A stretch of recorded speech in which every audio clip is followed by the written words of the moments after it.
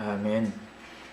예, 해될 것 없는 진흙을 뭉쳐서 지으신 사람 속에 당신이 거처를 정하시고 함께 하시기를 원하시는 주 예수여, 오늘 주의 말씀으로 우주의 그 진리를 깨달아서 우리가 참 빛 가운데로 나아가는 축복을 원하는 마음으로 주의 말씀 앞에 모였습니다. 시대가 어둡고 암울할지라도 그때마다 필요한 사람들에게 은혜를 입혀서 하나님을 보여주시고 알게 해주심으로 그런 사람들을 세상에 두셔서 어두운 세상에서 사람들을 건져서 빛의 세계인 주님의 왕국으로 인도하는 직무를 맡기시는 하나님의 그런 선하시고 기쁘신 뜻을 우리가 잘 분별할 수 있도록 오늘 말씀 가운데 기름을 부으시고 많은 것들을 깨닫게 해주시기를 바라며, 속세에서 이런 모양 저런 모양으로 아픔당하고 상처를 입은 불쌍한 영혼들을 주님 치료하시기를 기도합니다. 또 우리가 혹시라도 무지한 마음과 완악한 마음으로 하나님을 대적하는 어리석은 자들 가운데 휩쓸리거나 함께 떠내려가지 않도록 사랑하는 이 무리를 말씀으로 지켜주시고 때를 따라서 신이 공급하셔서 살아계신 하나님이 나의 주인이시며 나의 아버지시며 나의 참 하나님이시라고 또 나의 구원자시라고 다 입술이 고백을 주님이 들으심으로 영광을 받으시기를 주의 이름으로 기도합니다. 아멘. 아멘. 자, 오늘은 창세기 39장 말씀으로 들어갑니다. 형제님들이 한 절, 자매님들이 한 절 교독해서 읽겠습니다. 정신을 집중해서 읽겠습니다. 자, 읽습니다. 요셉이 이끌려 애굽에 내려가매 바로의 신하 친위대장 애굽사람 보디발이 그를 그리로 데려간 이스마엘 사람의 손에서 요셉을 산이라. 여호와께서 요셉과 함께 하심으로 그가 형통하자가 되어 그의 주인 애굽 사람의 집에 있으니 그의 주인이 여호와께서 그와 함께 하심을 보며 또 여호와께서 그의 보험사에 형통하게 하심을 보았더라. 요셉이 그의 주인에게 은혜를 입어 섬기매 그가 요셉을 가정 총무로 삼고 자기의 소유를 다 그의 손에 위탁하니 그가 요셉에게 자기의 집과 그의 모든 소유물을 주관하게 하는 때부터 여호와께서 요셉을 위하여 그 애굽 사람의 집에 복을 내리심으로 여호와의 복이 그의 집과 밭에 있는 모든 소유에 미친지라. 주인이 그의 소유를 다 요셉의 손에 위탁하고 자기가 먹는 음식 외에는 간섭하지 아니하였더라. 요셉은 용모가 빼어나고 아름다웠더라. 그 후에 그의 주인의 아내가 요셉에게 눈짓하다가 동침하기를 청하니 요셉이 거절하며 자기 주인의 아내에게 이르되 내 주인이 집안의 모든 소유를 간섭하지 아니하고 다 내 손에 위탁하였으니 이 집에는 나보다 큰 이가 없으며 주인이 아무것도 내게 금하지 아니하였어도 금한 것은 당신뿐이니 당신은 그의 아내입니다. 그런즉 내가 어찌 이 큰 악을 행하여 하나님께 죄를 지으리이까. 여인이 날마다 요셉에게 청하였으나 요셉이 듣지 아니하여 동침하지 아니할 뿐더러 함께 있지도 아니하니라. 그러할 때 요셉이 그 일을 하러 그 집에 들어갔더니 그 집 사람들은 하나도 거기에 없었더라. 그 여인이 그의 옷을 잡고 이르되 나와 동침하자. 그러나 요셉이 자기의 옷을 그 여인의 손에 버려두고 밖으로 나가네. 그 여인이 요셉이 그의 옷을 자기 손에 버려두고 도망하여 나감을 보고 그 여인의 집사람을 불러서 그들에게 이르되 보라, 주인이 히브리 사람을 우리에게 데려다가 우리를 희롱하게 하는도다. 그가 나와 동침하고자 내 그가 나의 소리질러 부름을 듣고 그 옷을 내게 버려두고 도망하여 나갔느니라 하고 그의 옷을 곁에 두고 자기 주인이 집으로 돌아오기를 기다려 이 말로 그에게 말하여 이르되 당신이 우리에게 데려온 히브리 종이 나를 희롱하려고 내게로 들어왔으므로 내가 소리질러 불렀더니 그가 그의 옷을 내게 버려두고 밖으로 도망하여 나가니라. 그의 주인이 자기 아내가 자기에게 이르기를 당신의 종이 내게 이같이 행하였다 하는 말을 듣고 심히 노한지라. 이에 요셉의 주인이 그를 잡아 옥에 가두니 그 옥은 왕의 죄수를 가두는 곳이었더라. 요셉이 옥에 갇혔으나 여호와께서 요셉과 함께 하시고 그에게 인자를 더하사 간수장에게 은혜를 받게 하시매 간수장이 옥중 죄수를 다 요셉의 손에 맡기므로 그 제한 사물을 요셉이 처리하고 간수장은 그의 손에 맡긴 것을 무엇이든지 살펴보지 아니하였으니 이는 여호와께서 요셉과 함께 하시니라. 여호와께서 그를 범사에 형통하게 하셨더라. 아멘. 아멘.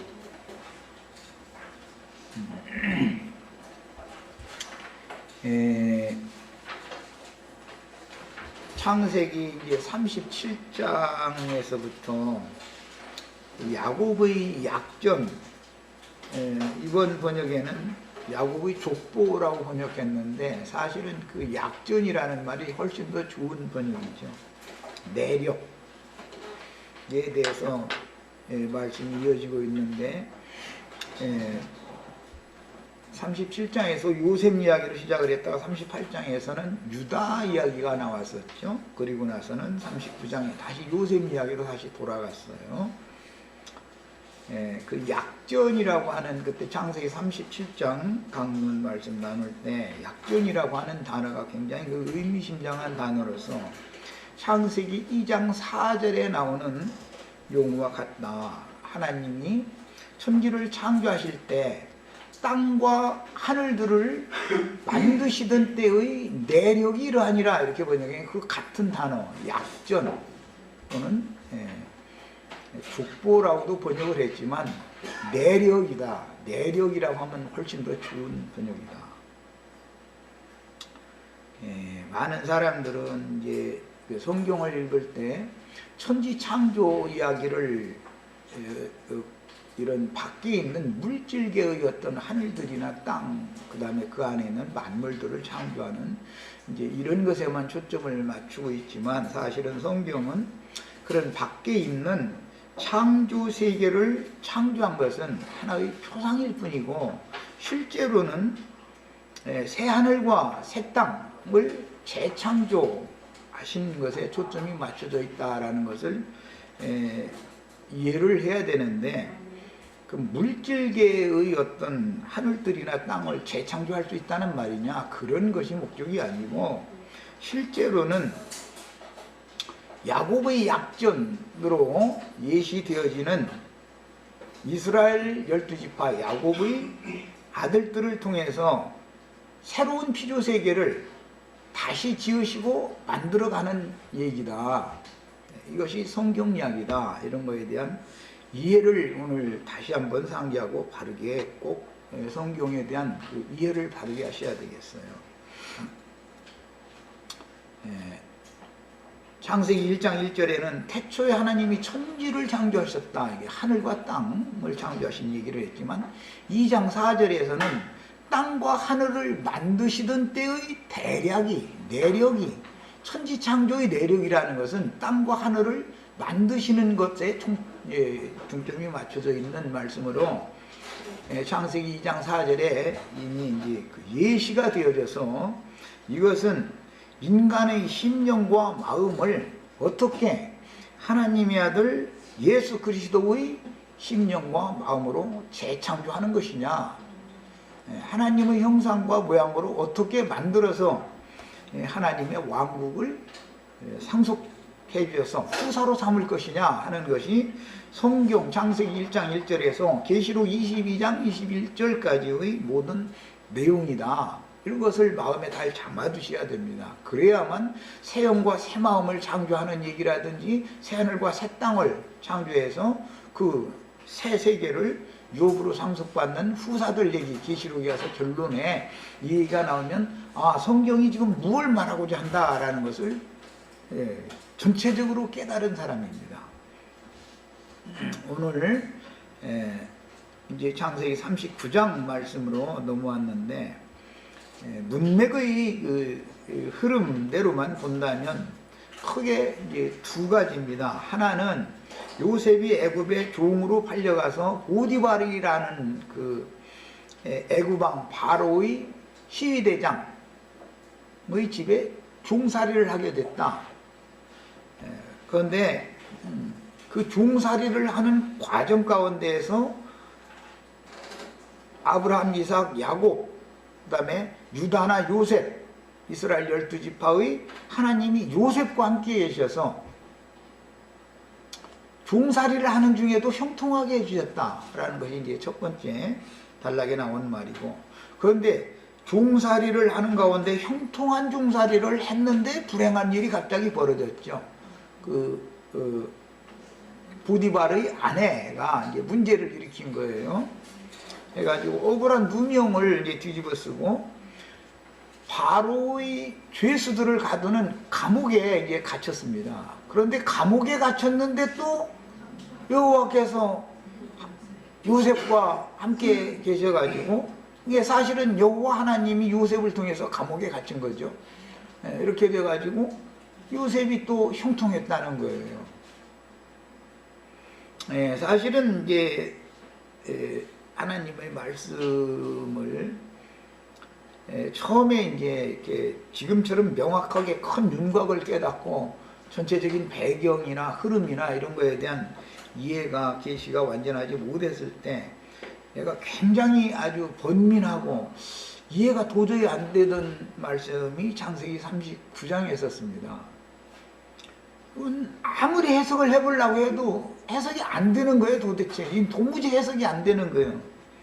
무슨 너무 하나님이 함께 계셔서 형통하게 해주셨다는데 말이요. 그러면 그 아버지 집에서 채색옷 입고 할 때가 형통한 것이지, 이 예기치 않게 지금 이렇게 좋으신 분으로 팔려와가지고 종살이 하는 중에서 형통하게 한다 그러면은 하나님이 말이에요, 병 주고 약 주는가? 뭐 이제 이런 막 반발심 이런 것이 나는 굉장히 깊어가지고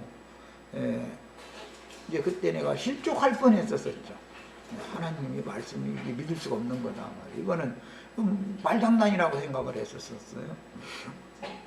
그 다음에 이제 두 번째 단락에도 또 보니까는 아니 멀쩡한 사람 억울한 누명 씌워가지고 감옥에다 가둬놓고 나서 형통하게 했다고 그러면 아니 종살이하던 사람도 무사히 아버지 집으로 돌아가게 해준 것이 형통하게 한 것이지, 아니 감옥에 들어가게 만들어 놓고서는 형통하게 했다고 그러면 하나님이 꼭 사람 가지고 놀리는 것 같은 그런 이상한 기분이 들었었기 때문에 이게 도저히 말씀이 얘가 이제 이해가 안 되니까 실족할 뻔했었어요. 그런데 긴 시간이 이제 지난 다음에 이것이 하나님의 말씀이구나 라는 것을 깨닫게 됐어요. 그것은 계시가 필요하다라는 것이죠. 말씀이 정확하게 하나님의 뜻에 맞춰져서 하나님의 그 기쁘시고 선하신 뜻을 이룰 목적에 맞춰져서 기록이 되어진 것이다. 하나님이 인간사에 누구의 삶에 개입하셔서 그를 통해서 영원 전부터, 창세 전부터 하나님이 그 마음에 품고 계셨던 선하시고 기쁘신 뜻을 시간 가운데에서 어떤 인간을 통해서 하나님이 당신의 뜻을 이뤄가는 얘기구나 라는 것이 빛으로 와서 이제 깨달아진 다음에서 아, 이것은 사람의 말이 아니다, 이렇게 이제 이해가 됐어요.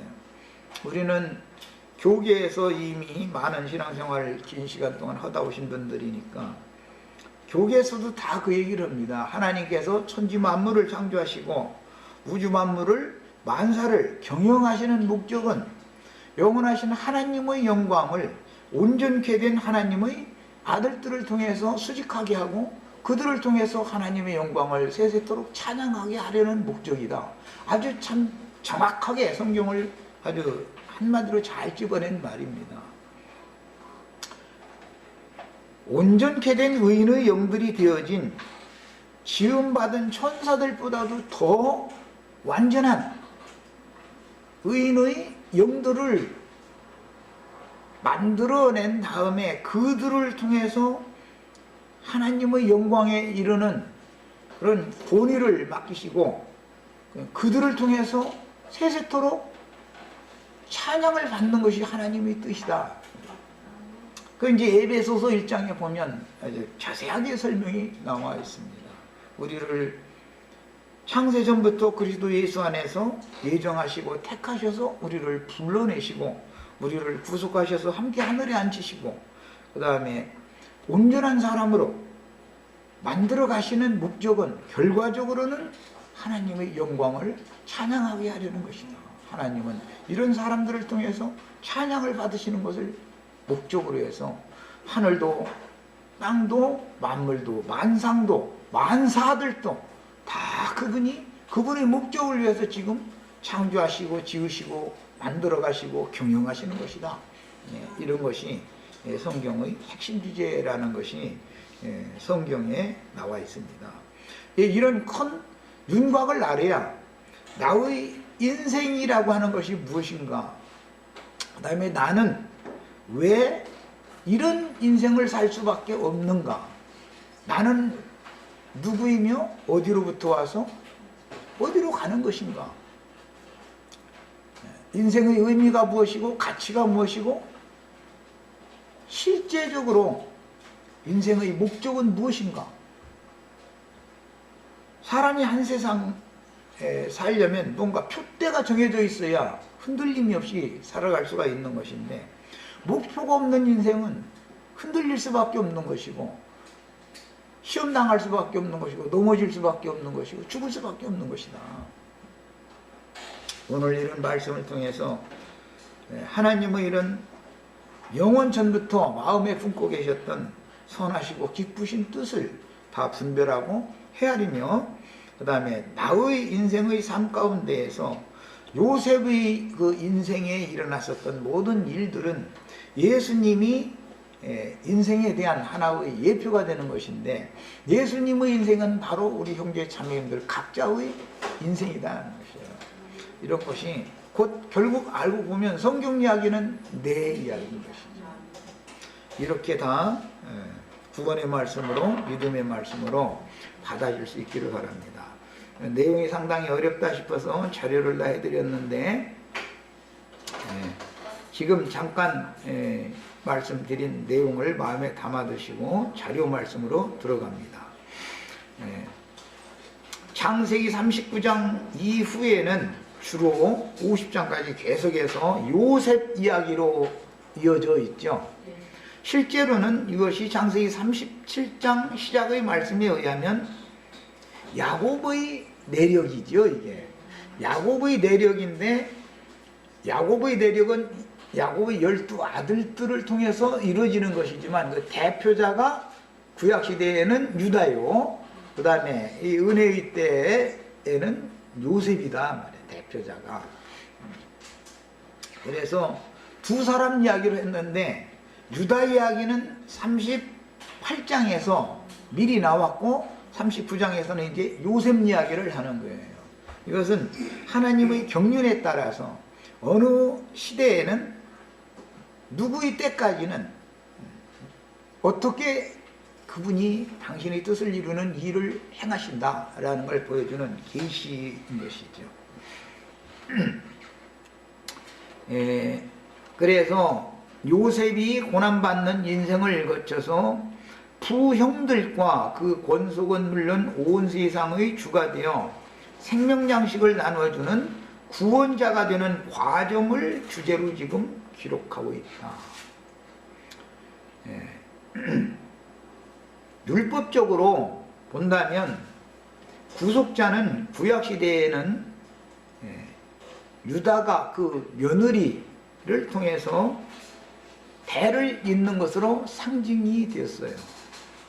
그 다음에 룻기에서는 보아스가 나오미의 며느리 룻을 통해서 생명이 대를 잇는 것이 상징이에요. 그런데 그것의 주관적이고 실제적으로 역사상에서 실현하는 사람은 누구냐? 요셉이다. 그러니까 요셉은 온 세상의 구원자이신 예수님에 대한 예표의 사람인 것이죠. 사람으로 오신 인자 예수에 대한 예표의 사람이 요셉이었어요. 요셉은 구원자로서 하는 일이 가장 최후로 하는 일이 뭐냐면 애굽의 토지법이라는 것을 제정해서 시행하는 사람이에요. 그건 무슨 뜻이냐? 첫 아담 세계에 저주받은 땅으로 쫓겨났던 아담 자손들을 위해서 기업을 잃고, 에덴 동산이 기업인데 기업을 잃고 저주받은 땅으로 쫓겨난 거예요. 아담 자손들이. 그러니까 기업을 되찾아주는 일을 하려면 어떻게 되냐면 예수 그리스도께서 애굽의 모든 땅을 다 사야 되는 거예요. 사가지고 그 땅을 다스리고 경작할 농부들에게, 그 주인 될 사람들에게 다시 돌려주고, 그 다음에 종자도 주고, 뭐 농사할 수 있는 모든 것을 다 준비를 해서 이게 마련을 해주는 거예요. 그리고 나서 거기에서 얻은 소산 중에 5분 1은 세금으로 내라. 이렇게 하고 나머지는 너희가 가족과 함께 먹고 살으라. 이렇게 한 얘기가 이제 그 요셉이 온 세상의 구원자다. 온 세상에 기근이 몰려와서 요셉의 형제들, 아버지, 그 다음에 어머니들만 애굽에 내려간 게 아니죠. 애굽 사람들도 기근이 오래되다 보니까 자기 땅을 헐값에 다 팔아버리고 요셉에게 식물을 얻으러 다 온 거예요. 야, 그러니까 세상의 구원이라고 하는 것은 생명 양식을 나눠주는 방식으로 세상을 구원한다 하는 것을 알 수가 있어요. 야곱 이야기나 그 다음에 보아스에 관한 야곱 이야기, 유다 이야기나 보아스에 관한 이야기는 율법적인 관점에서 기록이 된 거기 때문에 이해하기가 쉽지가 않은 거예요, 구속사를. 그러나 그걸 실제로 이루는 것은 요셉이 하는 일이다. 예수님이 성경을 응하게 하러 세상에 오신 거예요. 예수님이 하시던 모든 말이나 그분의 행적이나 이런 모든 것은 다 성경을 이루는 거예요. 성경을. 말씀이 응하는 거예요. 요셉을 이런 말씀이, 오늘 우리가 읽은 이런 말씀이 시편에 보면 그 말씀이 응하기까지 그 말씀으로 저를 단련하였다. 예수 그리스도의 그 행적은 모두가 다 성경이 응해야 되는 것이다. 예수님의 어떤 말씀이나 그분의 행적을 통해서 성경이 이루어지는 것이다 말이에요. 이런 것이 오늘 우리가 꼭 깨닫고 나의 구원의 말씀으로 받아들여야 되는 내용입니다. 창세기 39장이라는 걸 이해하는 건 이만큼 성경 전권을 보는 그 틀이, 진리의 그 틀이 잘 짜여져 있는 사람이나 이 말씀을 이해할 수가 있게 구조가 이렇게 되어 있습니다. 세상의 구원자가 되려면 하나님의 기름 부음을 받아야 되는 거예요. 기름 부음을 어떻게 하실 것이냐? 말씀을 주시는 것이다. 꿈을 꾸게 해주는 것이다. 꿈을 꾸는 것은 하나님이 이런 계획과 뜻을 가지고 있다. 너를 통해서 내가 이런 뜻과 목적을 이룰 것이다. 라는 암시를 주는 것이다.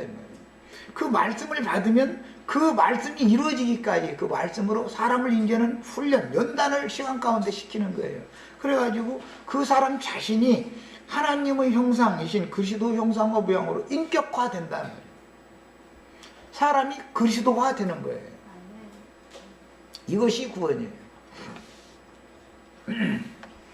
자, 하나님은 야곱의 아들들인 이스라엘 형제들 중에서 한 사람을 기업물을 자로 세워서 구속사를 세상에서 실현하려고 요셉을 택하셨으므로 그를 세상에서 연단하신 후에 하나님 자신의 형상인 그리스도의 형상으로 만들어 기업을 잃고 굶어 죽어가는 사람들에게 생명을 살려주는 유력자, 구약성경이 유력자라고 번역이 됐지만 애굽의 총리라고 이제 실제적으로는 왜냐하면 보디발 집안에서 연단 과정을 거쳐야 한 사람의 세상의 구원자 리더라는 걸 만들려면 하나님이 어떤 과정을 거쳐야 된다고요.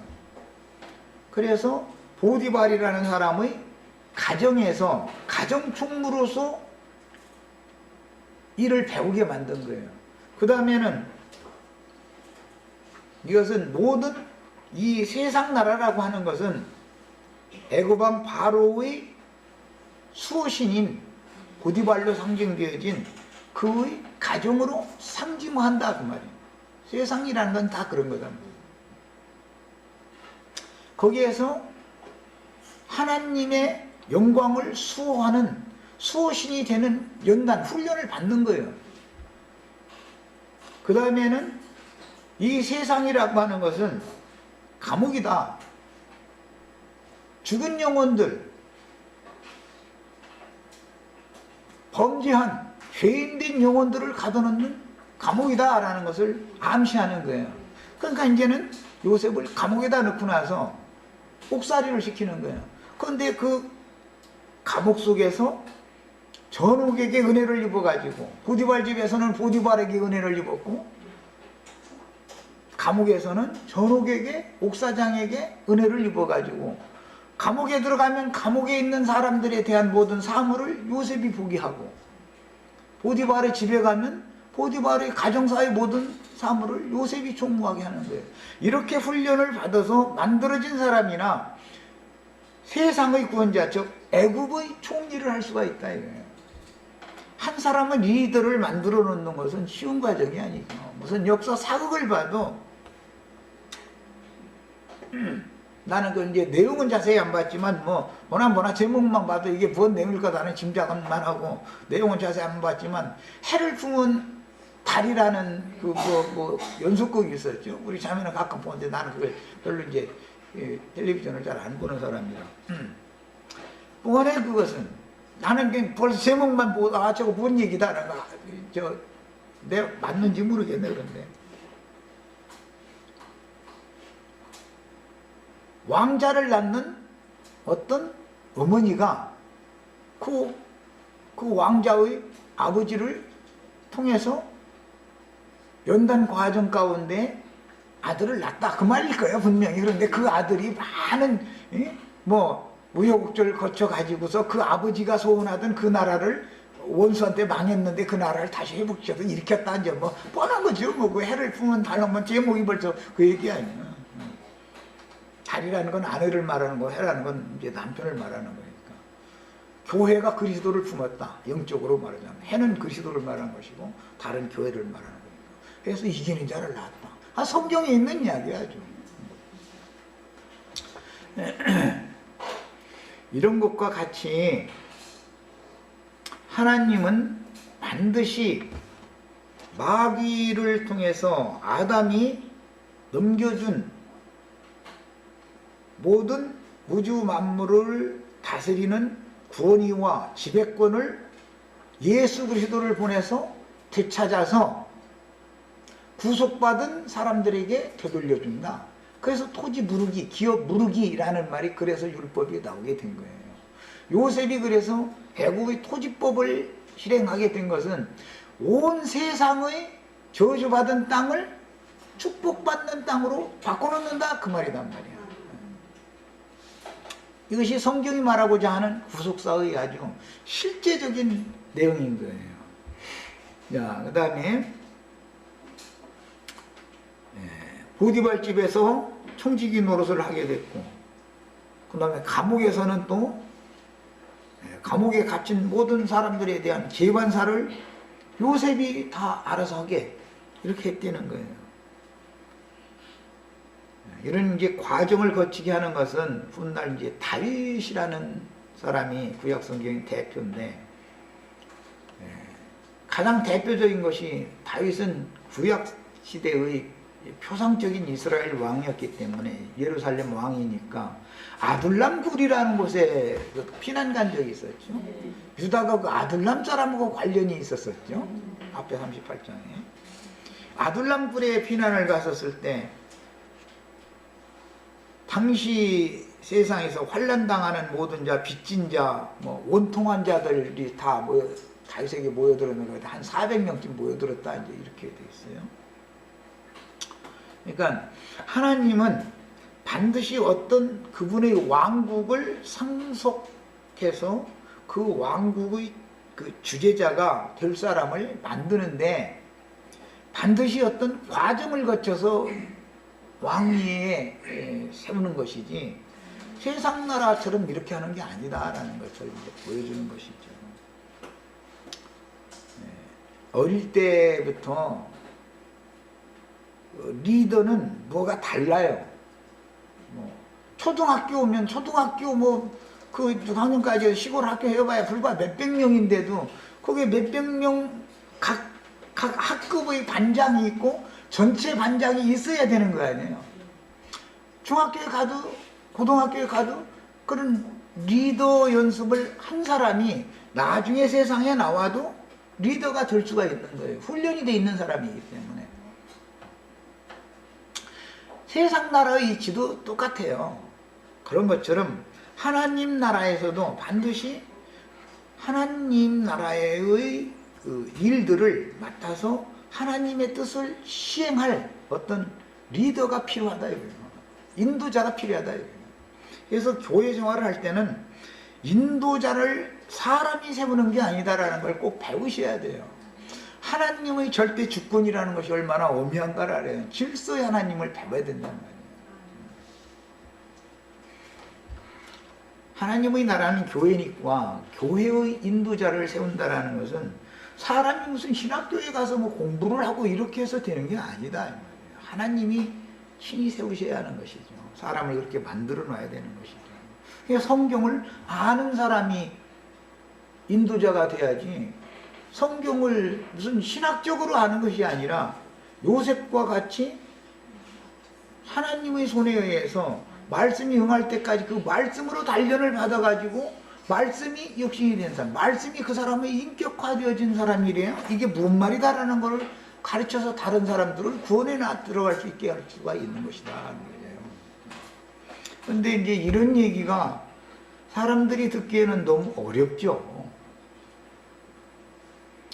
자, 그 다음에 하나님의 대리자인 유다와 보아스로 상징되는 기업 무르는 자를 실제로 인간 세상에서 실현하는 요셉은 자기 동족인 이스라엘 12지파의 형제들과 권속들만이 아니라 혹독한 기근을 만나서 생존의 터전인 토지를 팔고 식물을 구하러 요셉에게 몰려든 이방인들에게까지 애국의 토지법을 실현하므로 온 세상의 구주이신 예수님에 대한 완전한 예표의 사람이 되었다. 요셉은 자기 동족만 구원하는 사람이 아니죠. 온 세상 사람을 다 구원하는 것이죠. 이게 특징이에요.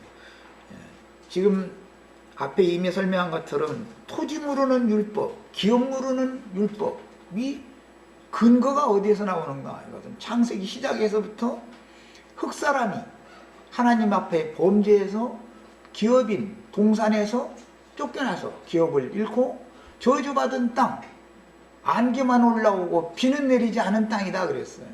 그 땅에 쫓겨나는 거예요. 그런데 그 땅에는 이미 많은 사람들이 살고 있는 거예요.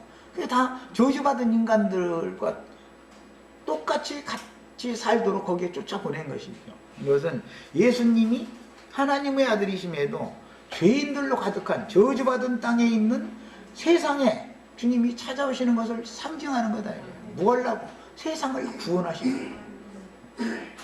마귀에게 떨어져 버린, 마귀 손에 넘어간 땅을 구속해서 필요한 사람들에게 그 기업을 드물러 주려고 예수님이 오시는 것이다. 이게 성경 이야기다. 그 다음에 이미 앞에서 믿음의 선진들을 상고하면서 본 바와 같이 아브라함과 이삭과 야곱 족속 모두에게 그들의 삶의 현장에 함께 하시던 여호와께서는 이 문제가 참 너무 중요한 문제인데, 교계에서는 하나님이 지금 구만리장천 어디인가가 지금 금의자 타고 앉아 계시죠. 예수 그리스도를 통해서 구속을 이루신 주님이 그 하나님의 영광을 가지고 오늘 우리 형제 자매님들에게 직접 임하셔서 형제 자매님들의 인생에 개입하셔서 형제 자매님들의 인생을 사시는 거예요. 이 사람만 구원받은 사람이라고 그러는 거예요. 이 사람 구속받았다 그래요. 하나님은 멀리 계시고 나는 이 저주받은 땅에 그냥 내 맘대로 살아가고, 그 사람은 그게 구속받은 사람이 아니다 이거예요. 하나님과 함께 하시지 않는 사람은 하나님의 사람이 아니다 이거예요. 그 사람은 그냥 세상 사람일 뿐이야. 그래서 나한테 이제 말씀을 가르침을 받다 보면 하늘에 앉혀졌는가? 너 하나님이 지금 어디에 계시냐? 예수님이 지금 어디에 계시냐? 구만리장천 어디에 하나님 보좌 우편에 거기 계시냐? 아니면 예수의 피로 씻음 받은 당신의 자신의 심령과 당신의 마음에 저주가 가득하든 어둠이 가득하든 그 마음에 빛으로 오셔서 현재 당신과 함께 인생을 살고 계십니다. 당신이 뭔가 어려운 문제를 당했을 때 그 문제를 당신이 당한 것인가 하나님이 당하시는 것인가, 이것을 질문을 해본다. 하나님이 무슨 나처럼 이렇게 고생을 하는 하나님이겠느냐. 사람이 고생한다고 생각하는 사람은 인본주의자인 것이지, 구원을 완성하신 주님이 다시 나에게 오셔서 나의 인생을 똑같은 길로 살아주시지 않으면 난 하늘 영광에 절대로 갈 수 없는 거예요. 첫 번째, 주님께서 이루신 것은 완전한 게 아니에요. 형제 자매님들에게 오셔서 형제 자매님들을 통해서 하늘 영광에 다시 가시는 두 번째 것만이 완전한 것이다. 이것이 꼭 깨달아지셔야 되는 거예요. 그러니까 나의 사는 것은 내가 사는 것이 아니에요. 그 사람은 구속받은 사람이 아니야. 그런데 몇 년도 몇월 며칠 날 막 예수님이 힘들어하게 날려가면서 막 천사들 트럼펫 불어가면서 막 하늘 어디서 구름 속에서 오실 때 그때 막 자기는 구름 속으로 막 이렇게 죽지도 않고 이렇게 올라간다, 뭐 이런 상상을 하도록 가르치는 것이 뭐냐 이게 다. 에덴 동산에 아담과 하와에게 간교하게 찾아와 가지고 영혼들을 속였던 마귀가 그렇게 오늘날까지도 계속 역사하고 있다 여러분. 구원자를 보내시면 그 구원자를 영접을 했으면 구원자 예수님은 지금 그 영으로 재림하셔서 나의 심령과 마음의 주인이 되셔야 되는 거예요. 그분이 지금 현재 왕노릇 하지 않으면 내가 그와 더불어 오는 세상에서 왕노릇 할 수가 없는 거예요. 그럼 허공에서 무슨 놈의 왕노릇을 하겠어? 난 내 맘대로 하게 놔둬버렸다 그러면 나를 버렸다는 뜻이지.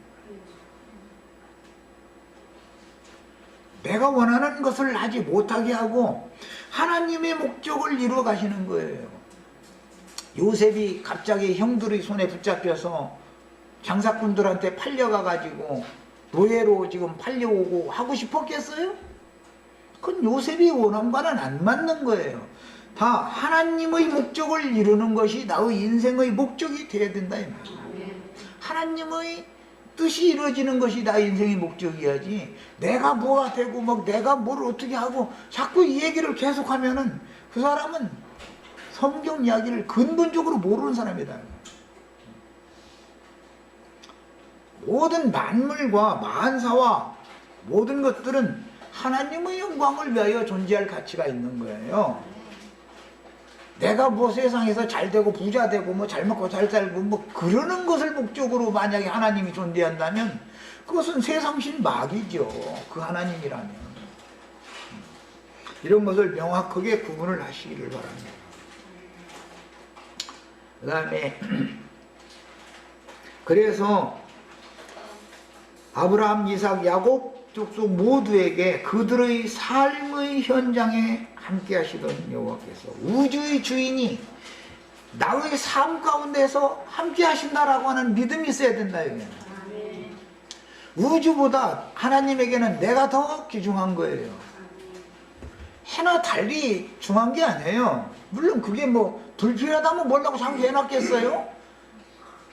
더 중요한 것은 오늘 우리 형제 자매님들 개개인들이다 이 말이에요. 하나님의 생각은 그렇다 이거예요.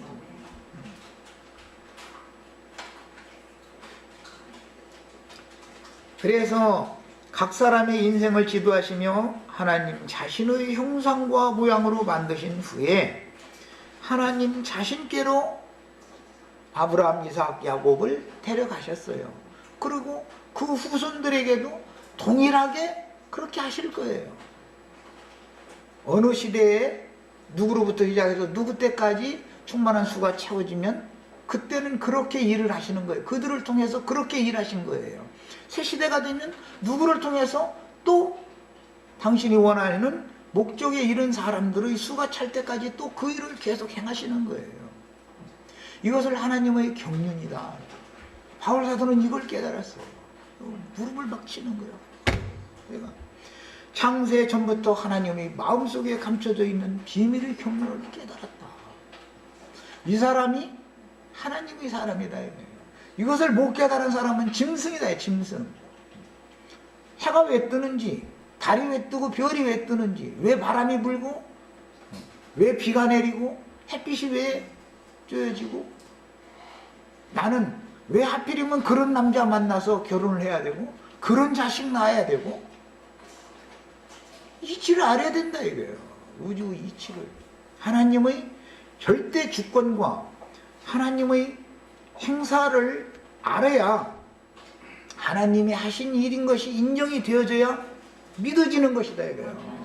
그래야 이렇게 믿는 사람이 믿는 사람이다 이거예요.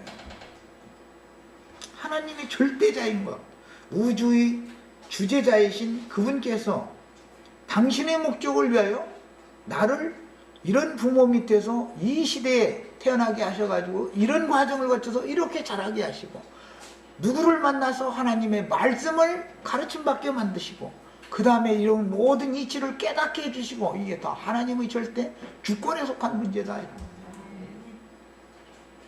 나라고 하는 사람이 그렇게 하찮은 존재가 아닌 거예요. 하나님의 관점에서 보면